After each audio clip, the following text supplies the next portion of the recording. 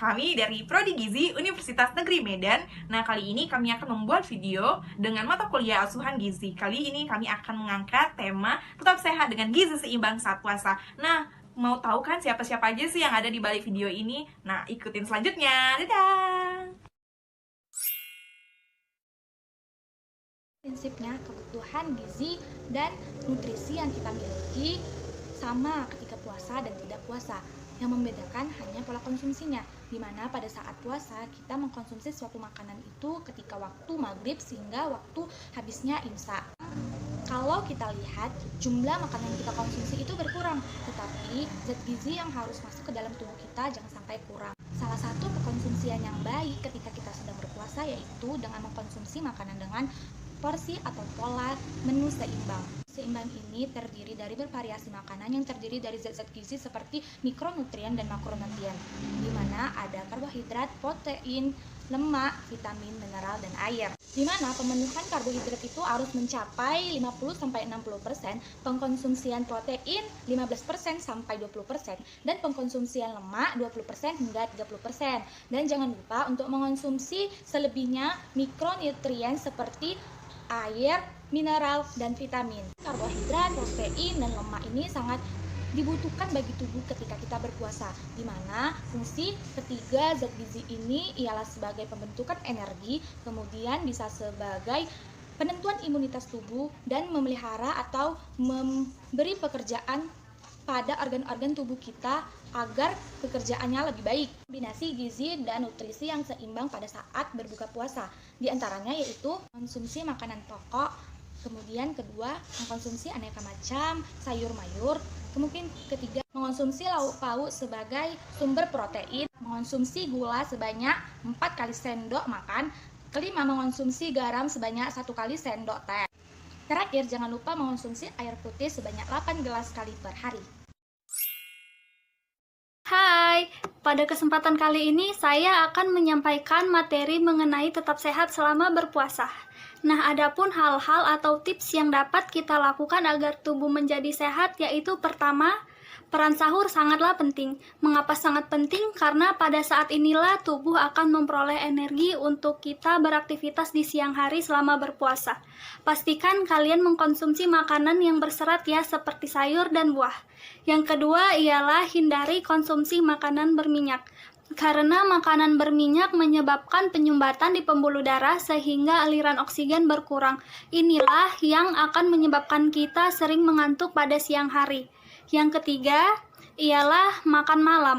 Makan terlalu banyak pada saat malam hari hanya akan membuat tubuh kita obesitas atau kegemukan. Nah, hindari juga untuk mengkonsumsi kopi serta minuman bersoda karena minuman ini hanya akan menumpuk banyak lemak pada malam hari serta membuat kita sulit tidur.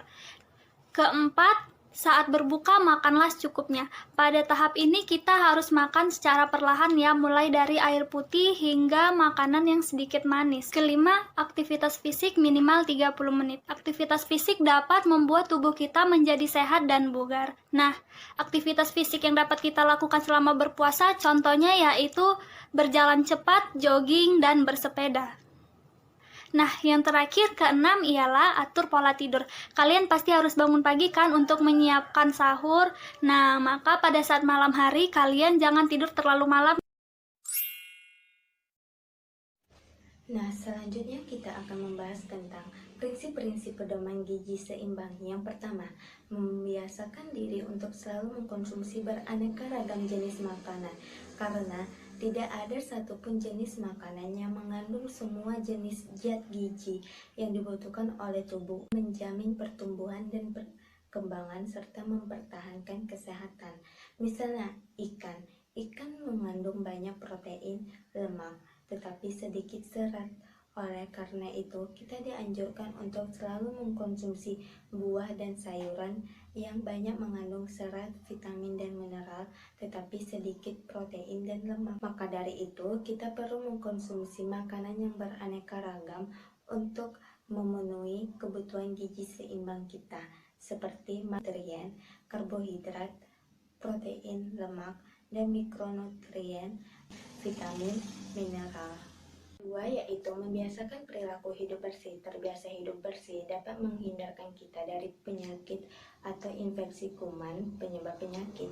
Hal ini perlu kita lakukan agar pemenuhan kebutuhan gizi seimbang kita tidak terhambat oleh penyakit yang menyerang kita. Contoh perilaku hidup bersih adalah selalu menggunakan alas kaki ketika keluar rumah, menutup makanan agar tidak terhinggapi oleh lalat. Yang ketiga, mencuci tangan menggunakan sabun dan menggunakan air yang mengalir ketika kita telah melakukan aktivitas dari luar rumah, ketika kita hendak makan, atau setelah kita membuang air besar maupun air kecil. Tiga, yaitu melakukan aktivitas fisik. Rajin bergerak dan berolahraga secara rutin dapat membantu kita dalam mengendalikan berat badan kita. Selain itu, masih banyak lagi manfaat dari berolahraga, seperti mengurangi stres, membuat tidur kita nyenyak, membangun otot, serta menjaga memori dan menjaga kesehatan otak kita. Fisik dikategorikan cukup apabila kita melakukan latihan fisik selama 30 menit setiap harinya atau 3-5 hari dalam seminggu. Latihan fisik yang bisa kita lakukan selama berpuasa adalah berlari, senam, bersepeda, dan melakukan kegiatan lainnya seperti membersihkan pekarangan rumah atau merapikan rumah. Yang keempat yaitu memantau dan mempertahankan berat badan yang ideal.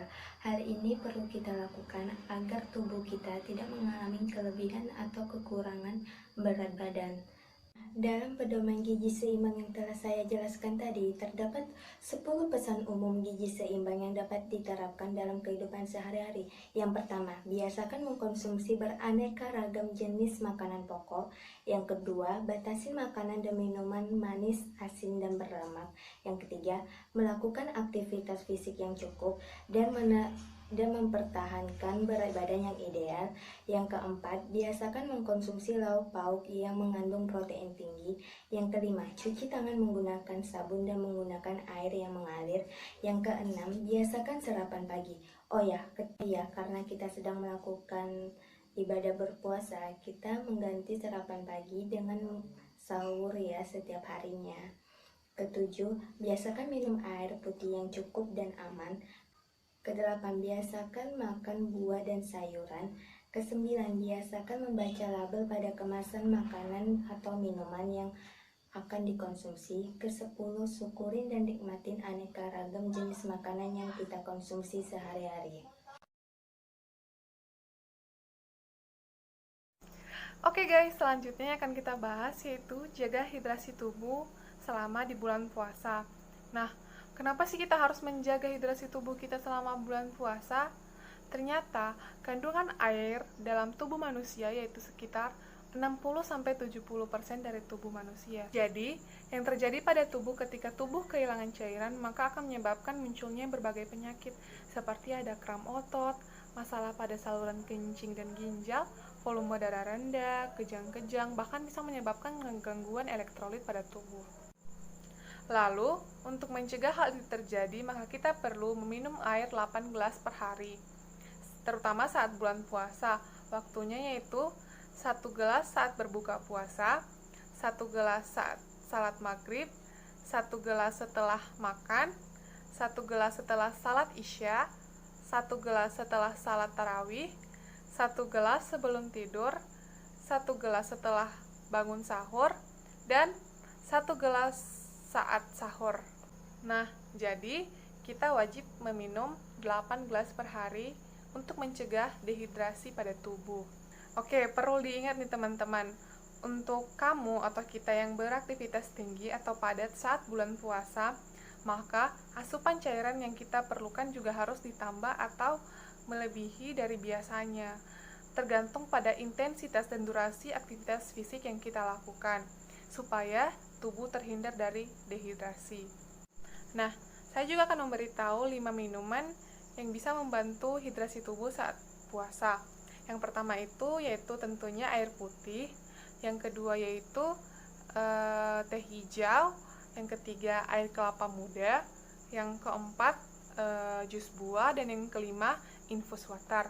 Kelima minuman ini membantu tubuh atau membantu menjaga hidrasi tubuh saat bulan puasa. Nah, selanjutnya kita akan membahas tentang tips puasa di tengah pandemi coronavirus. Tips yang pertama yaitu penuhi kebutuhan nutrisi dan cairan tubuh. Caranya, lengkapilah menu berbuka dan sahur dengan makanan yang kaya akan karbohidrat sebagai sumber energi, protein untuk menjaga daya tahan tubuh, dan serat untuk melancarkan pencernaan.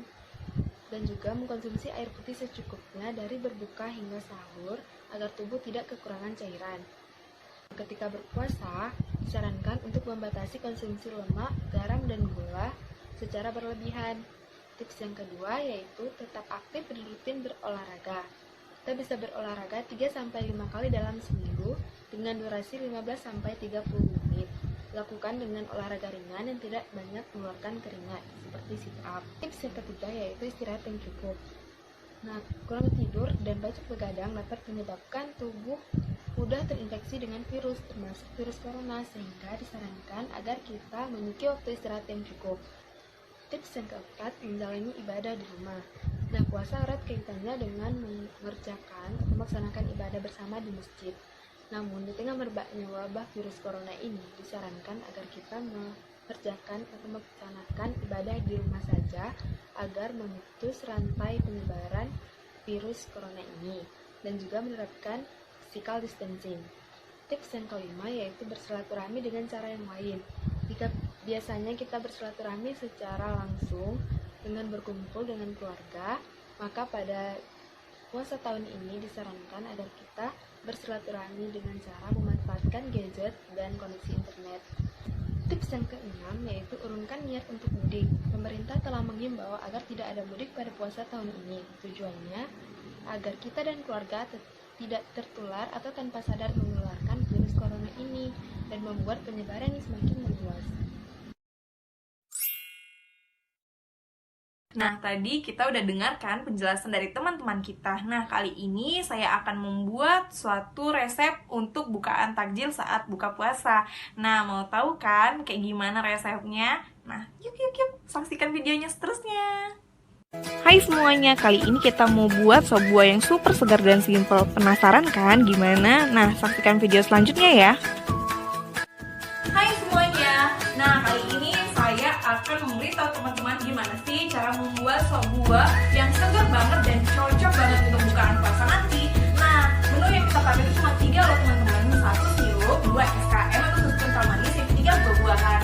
Nah, mau tahu kan gimana cara buatnya? Yuk ikutin videonya selanjutnya.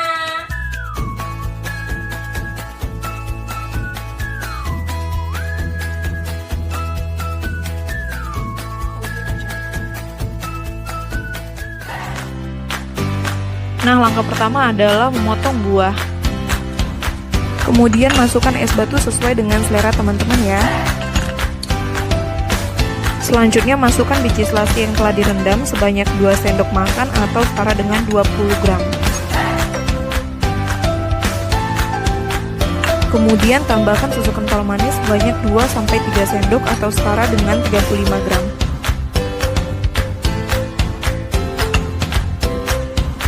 Kemudian masukkan buah yang telah dipotong sesuai dengan selera teman-teman ya. Saya menggunakan ukuran 1 sendok makan per buahnya atau setara dengan 15 gram per buahnya ya.